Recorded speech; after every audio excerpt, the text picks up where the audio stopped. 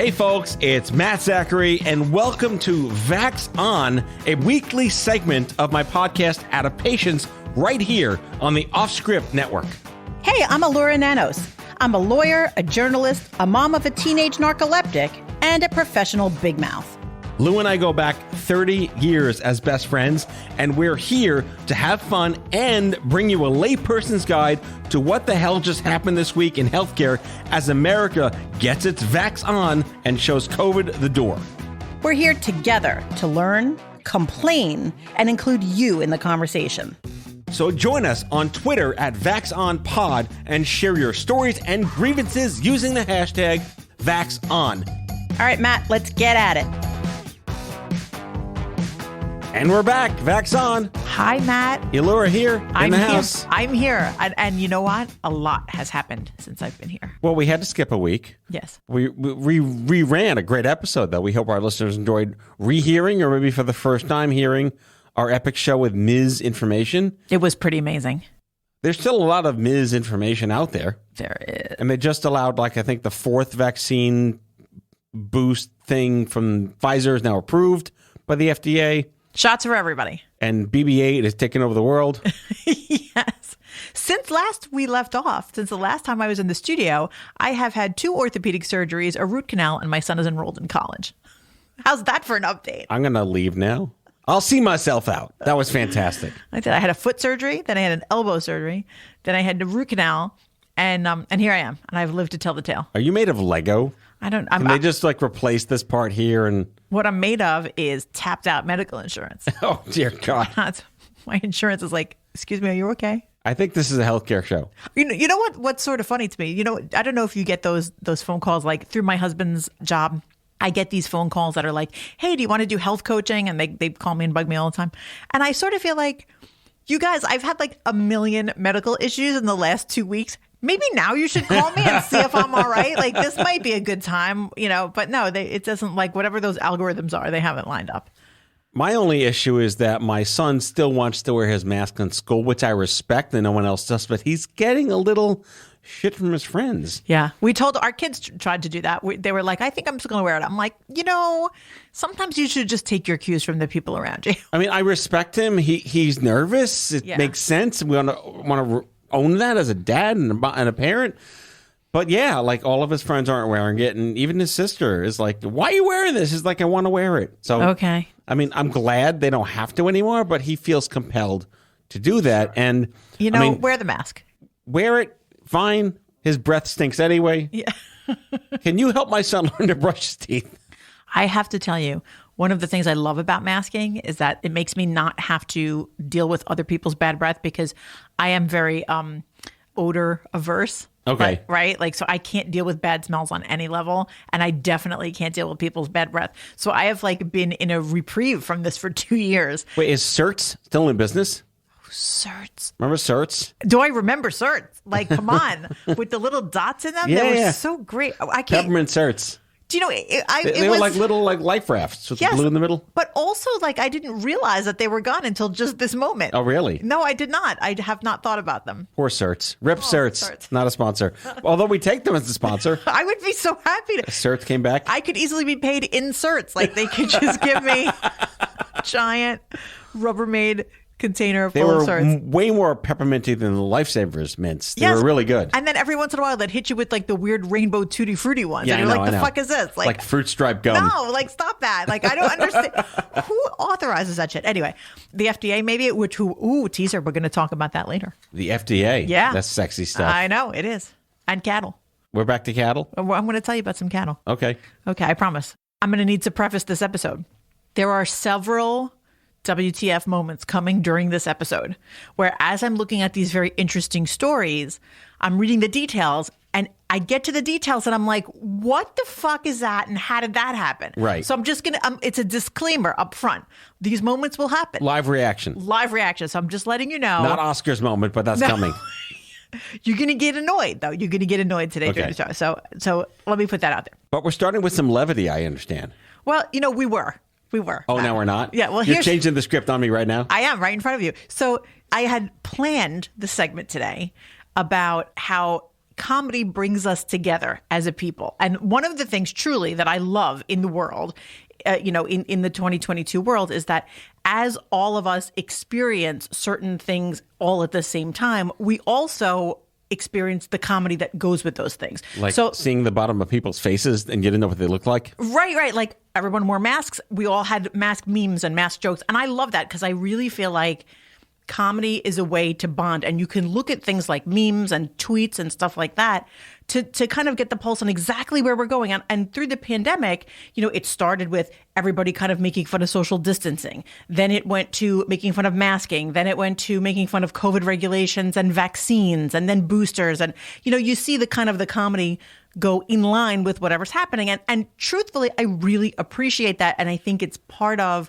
what we do as a society and a culture to heal from anthropology as told through memes. Yeah, it is. But I mean, comedy. The new hieroglyphics. Absolutely. And laughing is important. So that was what I was going to talk about, but I'm not going to talk about that. Okay, record scratch. Right. Because if the theme was comedy brings us together, it seems that the rules on that have changed in the last 48 hours. Apparently, yeah.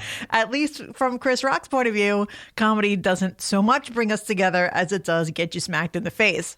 I mean, Ricky Gervais is laughing his ass off right now. His ass right off. See, David Letterman even put a statement out? No, I did not. That the Uma Oprah had got nothing on this?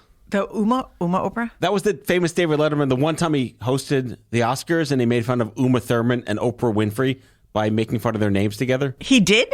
I don't remember this Google at all. Uma, Oprah, Uma. David Letterman said this? Letterman did this, yeah. When was this? Like 1,000 years ago? This was in like the 2000s, yeah. I totally missed it was this. the best use of David Letterman. And again, in the annals of like the Academy Awards history, that was a moment. Oh, I'm sure. I have to tell you, the person that I'm most sad for about this whole Oscar mess is Amy Schumer, because she was a spectacular Oscar host. She did a great job. She was so funny. I love her. And I generally love her, but a lot of times, even comedians who are very funny are not good hosting award shows. Mm-hmm. And she was really funny. Yeah. And I feel like everyone sort of just forgot because it got so weird and awkward. I feel bad for Questlove. Yeah, feel bad for Questlove. I mean, the man won right after the shit happened. And I was watching the television trying to listen to his speech, and I could not listen to it. I couldn't process it. I was listening, but I couldn't process it because I was so distracted. And I felt like every single person in that room is 10 times more distracted than I am right now. And like everyone is pretending to listen and no one's really processing what he's saying. My favorite part of all of this is it's gotten like in the Twilight movies, it was like team this and team that. Oh, yeah. It's everything's Team Will or Team Chris now. But it's real. I mean, okay. There's a whole like cancer thing going on now. We're like bald, get over it, right? We're so used to getting made fun of for being bald for having cancer. I thought I would wrap this up with just asking you, like, do you have any favorite COVID jokes that have really stuck with you? Well, I mean, just to go back to the way that I'm seeing this split on social media endemic of what we saw for the pandemic on social media. Like That's half true. the country is pro this and half the country is pro that for all their own internal reasons. You literally could come up with any topic and you would get people split half and half. And the Oscars is like exactly an example of that. Like you would think, here's the hypo. Someone gets up and punches somebody else in the face for telling a joke. You'd think everyone would think it's bad, but of course they don't. No. Right. So, yeah, I mean, and I think that no matter what people's opinion about, name the issue is, you will see that. You'll see the jokes both ways.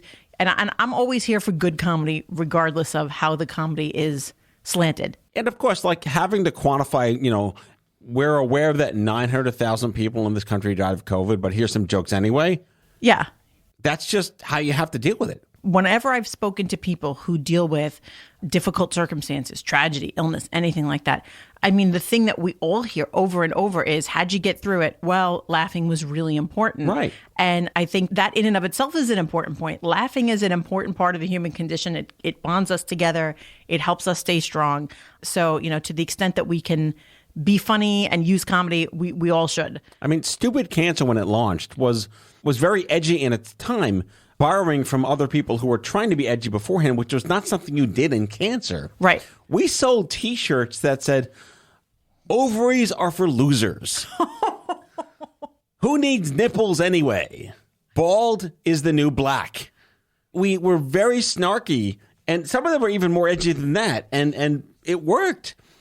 if you didn't like it, I guess you didn't buy the shirts, but it was a badge of honor to lean into the inanity of ridiculousness that this is. I'm going to lean again, like, as the white guy chiming in, the bald white guy chiming in here, the bald black cancer white guy chiming in. Do you here. know that we just did this entire segment without me actually realizing, like, you're bald? I should ask you. I'm not bald by choice. Honestly, I was made bald when I was like 21 years old. My beautiful Jew fro was gone. And I was really ashamed of having no hair. I can totally understand as a man, not as a woman. It's very different when you're bald as a woman. Totally recognizing that. We were through that in the looking glass. Not even through it. In the looking glass of stupid cancer for so many years. These young women in their vibrant times of life. Yeah. It's a really big deal. But the humor of it, had to get us through in some way. Sure. And again, for anyone looking to become outraged for no reason on this show, which I doubt there are any, we're pretty Gen X chill here on outrage culture. But yeah, I take the joke. Yeah. That's it. Make the joke, take the joke. Deal with it. And I think actually that's important. Make a joke. Strive to make jokes, because in making jokes, you will not only do yourself and the people around you a service, but you'll also sort of realize that sometimes people just say things to be funny, and it doesn't mean any more than that. Right. Which I think is always a good lesson. So again, just like typical dad joke, bad coronavirus dad jokes, or Chuck Norris got COVID, and now the virus is in quarantine for 2 weeks. Oh, because he's like a tough guy. Chuck Norris. Got it. Yes. Okay.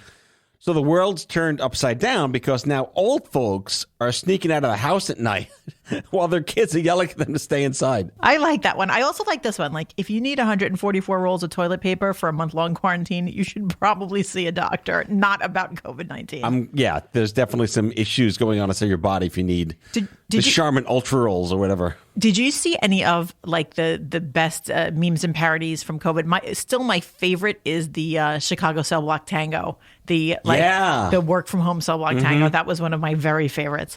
But there's some good ones. The South Park COVID episodes are just historically amazing. I love it. See, comic genius at work. You gotta lean in. Embrace the humor, and it's okay to be I mean, come on. Mel Brooks did Hitler. Right. Can we get any more obvious on what you could be offended by when Mel Brooks did Hitler? Like, listen, I am only offended if the jokes aren't funny. Right.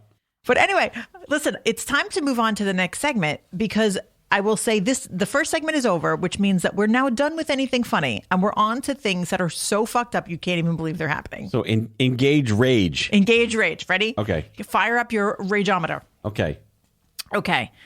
Did you know that all this time during COVID, the FDA shut down its facility inspections?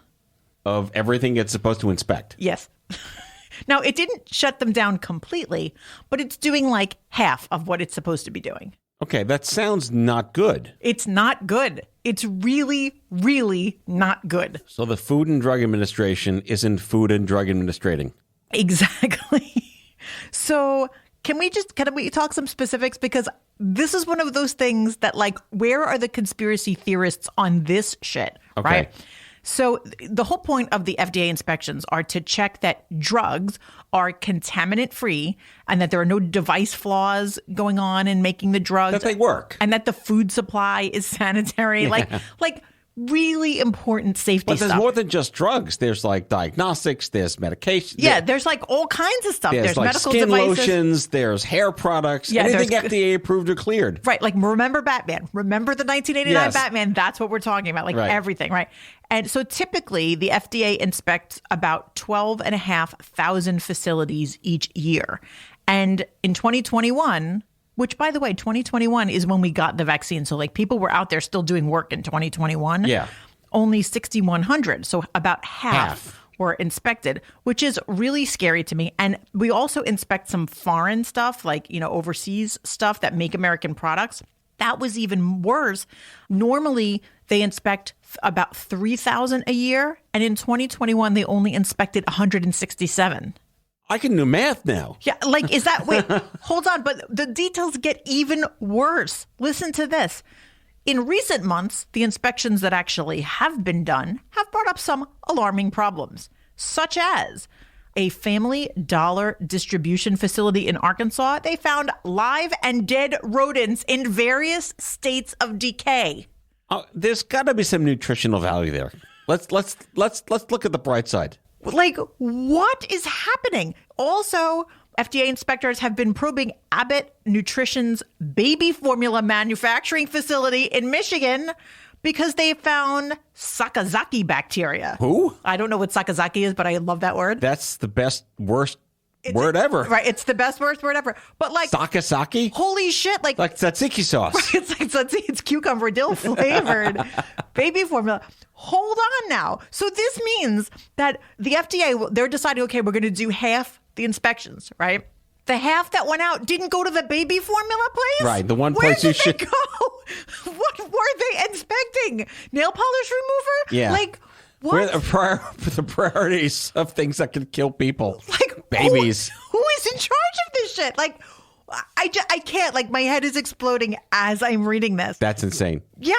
Like, it's really bad. And the FDA said that mission critical inspections have never ceased. Really? The baby formula is not mission critical? Yeah. Like, I don't know if you know this, guys, but like babies, all they fucking eat is baby formula. They don't have anything else. It's 100% of their diet. Maybe there's like an Ebola factory that they did go to, thankfully. Oh my God. Maybe Ebola's mission critical.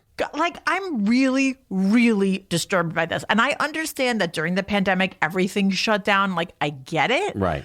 But the thing is, everything from Trader Joe's to H&M to you name it, figured out a way to get back up and running pretty early into 2021. Right. I realize that places were not completely up to speed. I get it. But like things like food and drug inspections should be very high on the list. All right, I have next week's show already planned in my head. What is it? Forget the FDA. I want the USDA. I want to know how many meat factories they didn't inspect. So funny you should bring that up. It's like you read my mind. Really? Yeah, really. I was actually going to bring up the USDA. This is completely off script. Yeah, no, I know. I didn't even tell you about this. So this whole thing about the FDA inspections and the overseas inspections tweaked my mind. And I wanted to let you know about this USDA case that's been happening. There is a major federal lawsuit going on because the USDA, apparently, they have standards to certify like when meat is a product of the United States versus a product from elsewhere.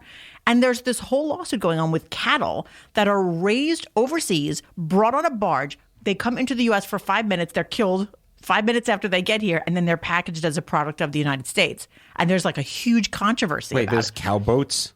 There's cowboats, yeah. Cowboats. I'm all in. I want to be on a cowboat. But I mean, so this whole issue of inspection. Did they just dump the shit off in the ocean? I don't know. I really don't. I don't even want to know about the cowboats because I'm sure it's like completely quality terrible. Ocean pollution, waste pollution. But it's like all these federal regulatory agencies are in charge of inspecting shit, and it's stuff that's really important. And by the way, this thing with the cows is stuff that is being inspected, and the USDA is following its rules, and they're still coming up. They're still coming up with this totally fucked result, which is that they have cows that were born in Brazil, raised in Brazil. They come here, they stand in Michigan for 5 seconds, and then they get killed. And they're saying, "Oh yeah, that's an American cow," which is weird to me. I don't know why I wanted to bring that up. But that's called artisan beef.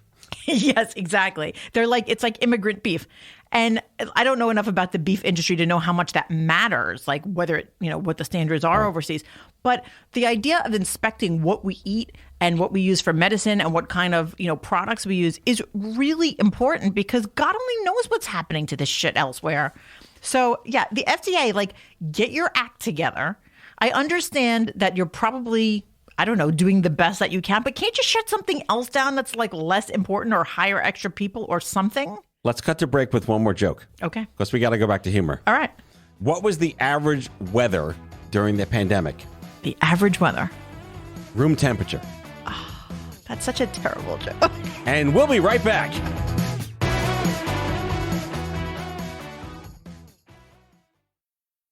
Has your chronic illness made it difficult to continue working in the traditional way?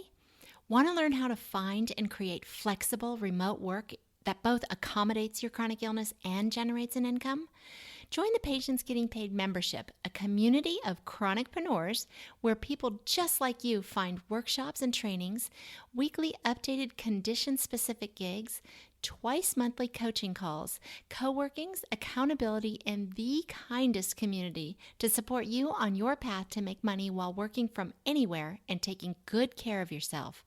Learn more or join us at patientsgettingpaid.com.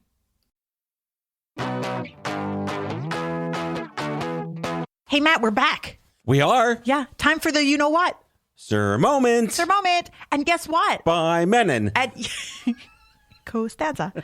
And I thought it would be fun to check in on, like, hey, what's happening with those antiviral pills we heard so much about? That's Remember them? right. That's right. Yeah. I always forget about them. For people that went to the hospital that may not need to be intubated, they get the antiviral pill in the hospital, right? Yeah, and in the future, they probably wouldn't even need to go to the hospital because I know that, like, for example, I've gotten shingles. And if you catch it early enough, you go to the regular doctor and they give you an antiviral pill. And it doesn't make it go away, but it makes it go away faster. By Valtrex. Yeah. Thank you, Valtrex. Not a sponsor. Well, and also, first of all, I'm glad you brought up Valtrex because here's the thing. That is a terrible name for a drug. Yes. Can I just say that? It's a great drug. It's a terrible name. Yeah. I don't understand why. It sounds awful. It sounds like a disease. Like, it doesn't sound like it's like something that would be soothing and make you feel better. It literally sounds like something that would make you feel worse. I got the Valtrex. That's what it sounds like. But until I read the name for this medication, and I need to know who the ad wizards are that came up with this. The name of the antiviral COVID treatment is called Paxlovid. Oh, God. Are they kidding me? That sounds like a Russian-Greek wrestler. Yes, like I think of like a big fat guy. Paxlovid, past the Paxlovid. Are they kidding me? Like if the Iron Sheik, the wrestler from the 80s, might have been a little sweatier and more Greek than Iranian, that's his name. Past the Paxlovid. Yes. Like, really? Why can't they hire the Allegra people? That's a great name. That's a great name for a drug. Lunestra, right? Yeah, I love that. Like all of those, like some of them are really good. Right. They sound exactly like even Viagra. Like that sounds exactly like Opdivo. It's like, they sound great. They do. Like Viagra feels like onomatopoeia almost. Yeah, I know. Like I know exactly what it is as soon as you tell me what. It's right. good. Yeah. But like, holy shit, Paxlovid. Okay. Anyway, so. On tomorrow's episode of Who Names This Shit? I need to know who names it. Anyway, we thought we'd ask doctors about this antiviral pill just to see, like, hey, what's going on with it? We first asked, hey, have you guys prescribed this to, like, any of your patients? And 76% said no. Now, again, maybe they're podiatrists. That's why. Yeah, they are 1.3 million doctors of many, many different practices. Right. So, like, it's possible that they just don't work in infectious disease or general practice medicine. We need to start asking podiatry questions. Yeah, but we did ask, does your practice have access to it? So even if they were podiatrists, theoretically, I think they would have access to it if it had some kind of foot indication. It could have. Listen, I had foot surgery. I've had podiatry on the mind. Yes. And 69% of the doctors said, no, our practice does not have access to it. Interesting. So, I mean, I guess it's just not all that available yet. We asked, in your professional opinion, do you think this pill has the potential to reduce the severity of the pandemic? And 83% said, yes, it will. Well, that's good. It's very good. And of the people who have prescribed it, right? So 24% said that, yeah, they have prescribed it. Of those people, most of them saw an improvement over the course of the treatment.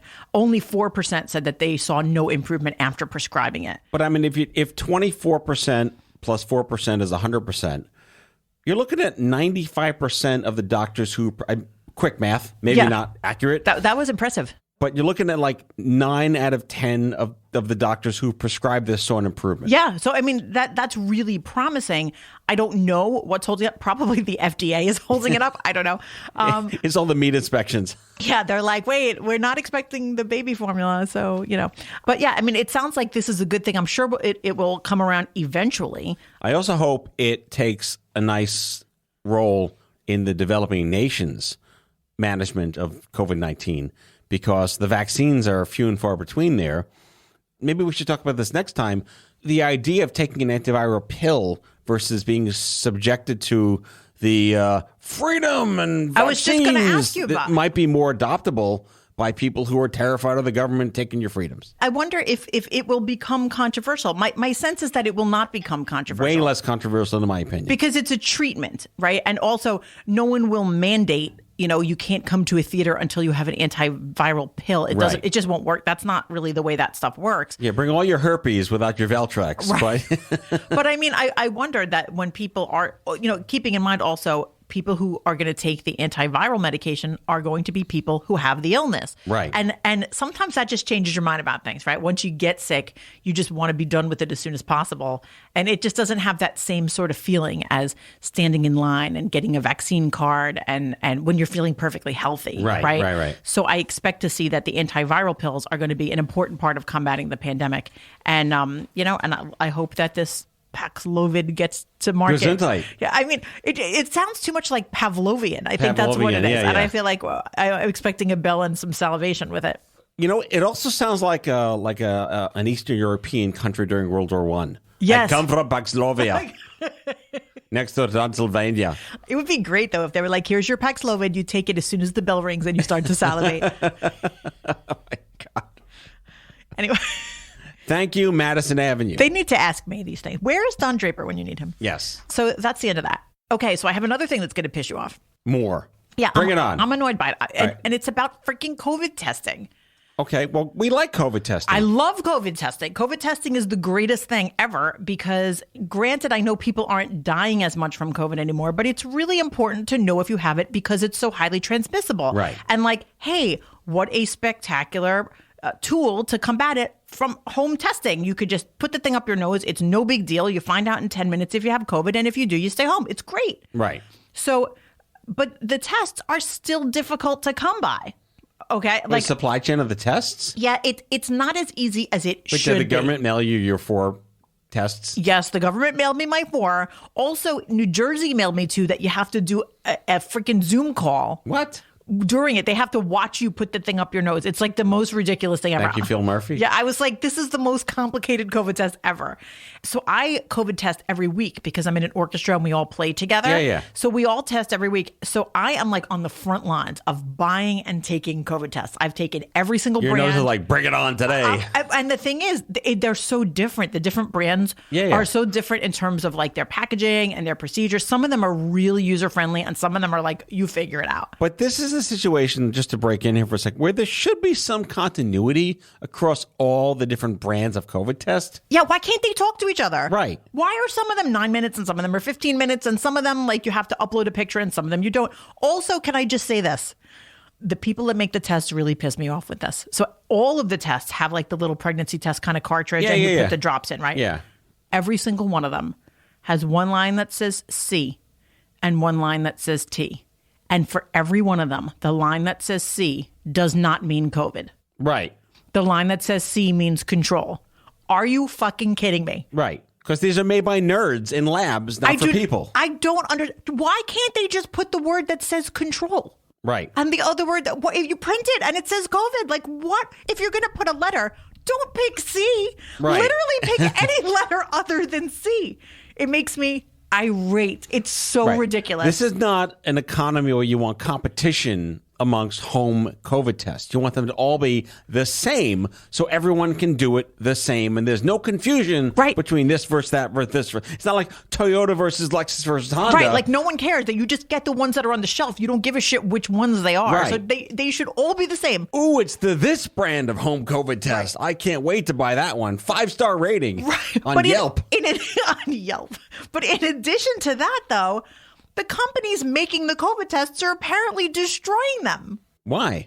Because they went past their expiration date. Okay, I get that. No, stay with bananas. Stay with me on the fuckery because it's not like bananas. Ready? Okay. So I'm going to tell you this little story here. So Abbott, they're like Abbott Labs. Abbott Labs. They're the ones, the same Abbott Labs with the baby food, with the baby formula. Lovely. I know, right? So they had test kits in their inventory, right, to supply the demand. And when those tests reached their 7-month shelf life, they disposed of them. Okay. I'm okay with that. No, so far, so good, right? Yeah, Except that it's annoying because now they're not there. But okay, they expired. Except they got FDA approval to extend the expiration date to 12 months. I'm going to let that settle with you for a second. I'm silent. Isn't the entire concept of a shelf life that it doesn't work anymore? Right. So you get the milk and it says that it expires next week. You can't just be like, oh, but we extended it. If you can extend it. Mommy, this milk tastes funny. No, it's okay. It hasn't passed the expiration date yet.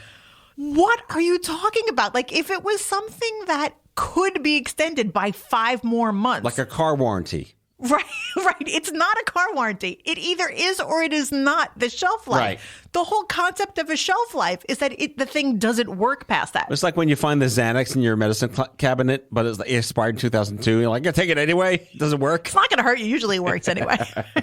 But like, I don't understand. So they got approval to extend it for 12 months because of I don't know what, right? But they decided to destroy them anyway. Why did they ask for the approval, by the way? Like, none of this makes any sense. They could have given them to all the cows on the boats. They could have. I'm so irritated by this. And then as a result, there's still a shortage, right? Because you got the manufacturer making them and then destroying them, getting extensions, but not needing the extensions. And at the end of the day, I still have to go to 15 different drugstores to get them for my damn orchestra We have a rehearsal. solution. Please, Put tell me. all the COVID tests in a Tetra Pak. A what? A Tetra Pak. What's a Tetra Pak? Like the Parmalat milk. Oh. They never go bad. What happened to Parmalat? Is It's that still there. It is? Yeah. It scares me. Parmalat milk just sits there for years. It's great. Like you can just put it in the fridge and drink it. I mean, once you open it, you got like a week. Yeah. But like it can just live. Sure it can. It's like Is anybody inspecting that lab?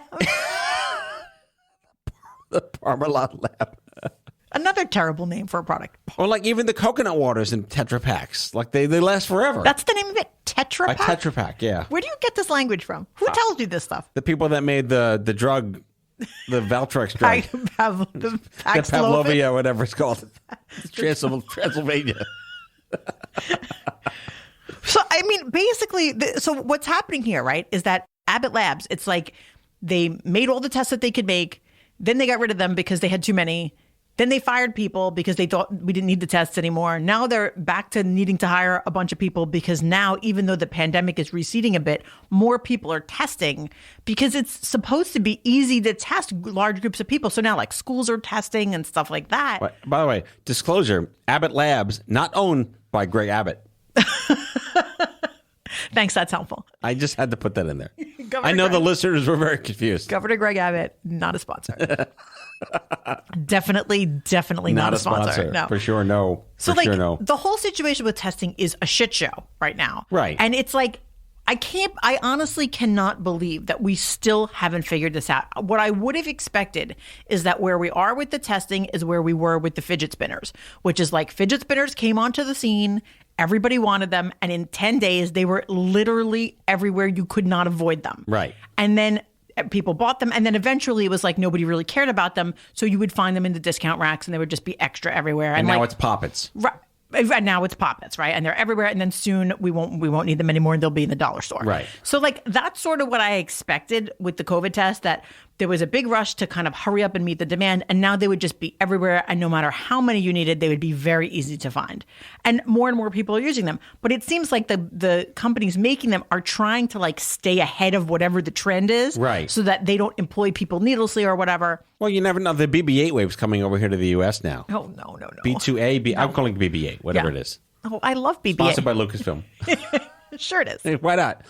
Yeah, you're right. It's a moving target to know where supply and demand are going to But I live feel in like retail. just stop it. Just make the test. We'll let you know when we don't need it anymore. Until you hear otherwise, Or just ship make them where the they test. are needed.